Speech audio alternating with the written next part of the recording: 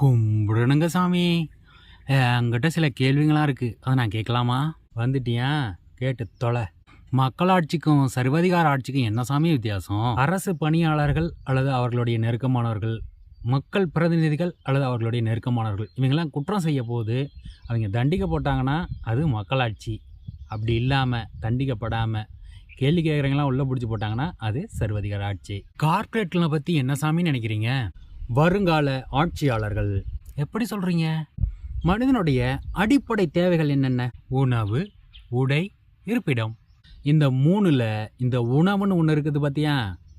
இந்த உணவு தேவையை, அதாவது மனிதனத்துக்கு தேவையான முழுமையான உணவு தேவையை எப்போ கார்ப்பரேட் முழுமையாக கட்டுப்படுத்த ஆரம்பிக்குதோ அன்னைக்கு அந்த கார்ப்பரேட் தான் இந்த உலகத்துடைய ஆட்சியாளர்களாக இருக்கும்.